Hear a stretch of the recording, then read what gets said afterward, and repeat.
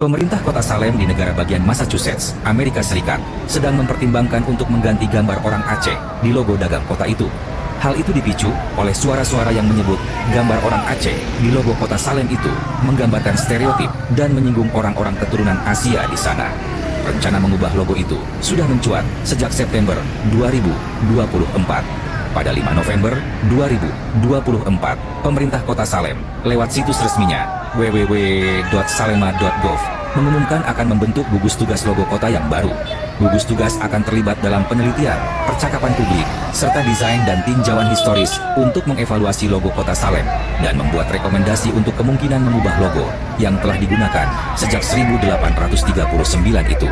Dalam waktu 18 bulan sejak pembentukannya, antropolog Aceh, Reza Idria, merespon rencana itu dengan meminta pendapat masyarakat Aceh apakah figur orang Aceh di logo itu perlu dipertahankan atau tidak.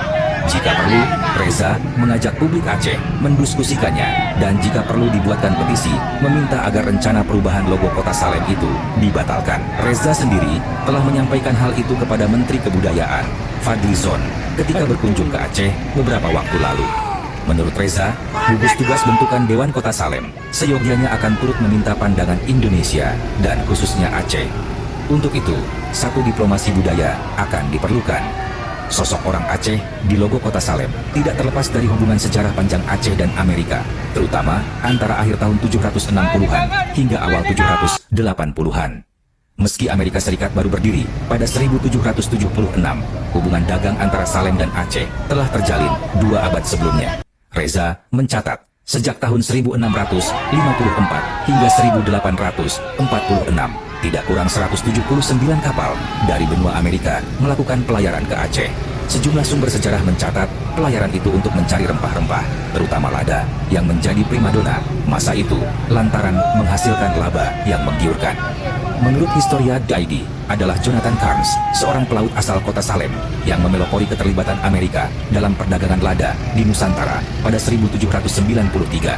Setelah itu, seperti dicatat sejarawan Anthony Reid dalam Sumatra Tempo Duelo, pada 1795 kapal-kapal dari Salem menemukan jalan menuju pusat perkebunan lada yang besar dan masih baru yang terletak antara Susoh dan Trumon.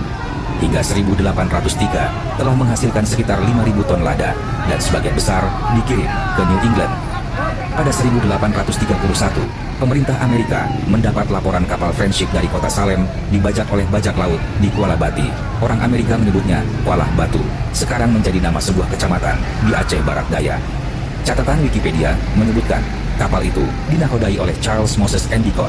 Amerika kemudian mengirim kapal Potomac untuk membebaskan kapal Friendship yang sekarang replikanya dijadikan museum di kota Salem. Salah satu keluarga pedagang lada dari kota Salem adalah George Peabody.